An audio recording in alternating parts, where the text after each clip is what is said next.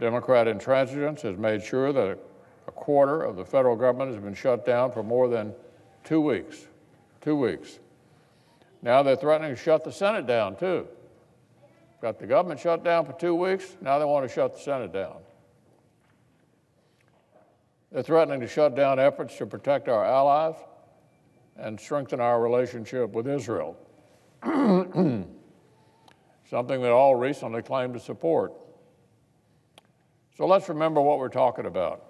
In light of the urgent humanitarian and security crisis on our border, the President is requesting $5.7 billion for physical barriers and border security. For some context, that's just about one-tenth of 1% of federal spending. 1/10 of 1%. For physical barriers like the fences and barriers which already exist, which Democrats have previously voted for with enthusiasm. Back in 2006, then Senators Hillary Clinton, Barack Obama, Joe Biden, and our colleague, the current Democratic leader, all voted for more than $1 billion to construct about 700 miles of physical barriers. Then Senator Obama called it badly needed funding for better fences and better security that should help stem some of the tide of illegal immigration. That was Senator Barack Obama. Senator Schumer later described his vote proudly, quote, miles of border fence that create a significant barrier to illegal immigration. As recently as 2015, Secretary Clinton boasted, quote, I voted numerous times to spend money to build a barrier to try to prevent illegal immigrants from coming in. That's Hillary Clinton. Well, Mr. President, obviously that was then, and today the new Speaker of the House is trying to argue that a physical barrier is, quote, immoral. Immoral? Today, my friend, the Democratic leader is proposing to add a Senate shutdown to the partial federal government shutdown and block even more of the people's business, all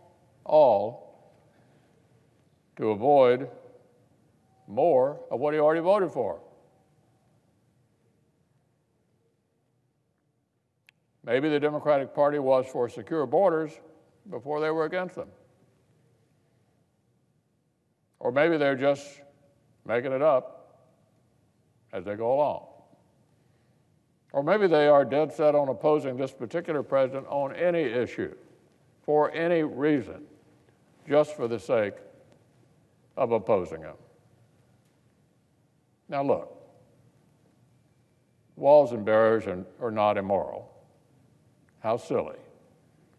Enforcing our laws wasn't immoral back in 2006, when then Senator Clinton, then Senator Obama, and our friend, the Democratic leader, were proud to vote for physical barriers. The only things that have changed between then and now are the political winds and, of course, the occupant of the White House. So this is no newfound, principled objection. It's just political spite, a partisan tantrum being prioritized over the public interest.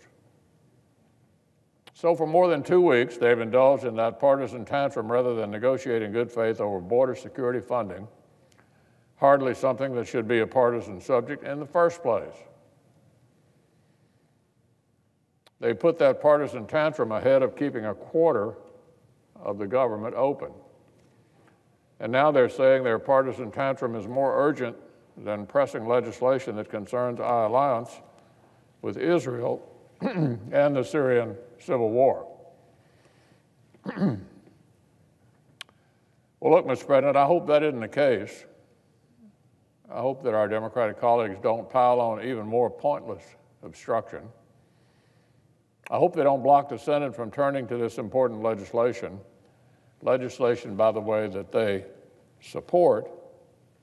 We'll find out later today. We all know what is necessary to move past the funding impasse, a negotiated solution that can pass the House earns 60 votes here in the Senate,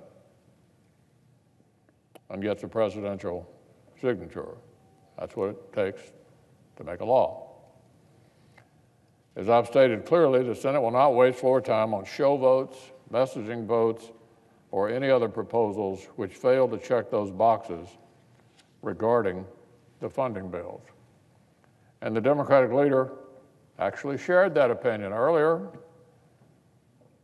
Here was a fairly recent quote from the Democratic leader. The president must publicly support and say he will sign an agreement before it gets a vote in either chamber. That was a fairly recent quote. Well, I'm glad we seem to agree on that.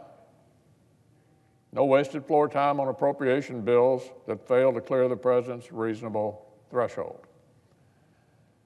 For the sake of the humanitarian crisis on our border, as the president will describe in his address to the nation this evening, for the sake of our national security, and for the sake of all the Americans who need all of their federal government reopened, I would urge our Democratic colleagues to get past these harmful political games and get serious about negotiating with the president.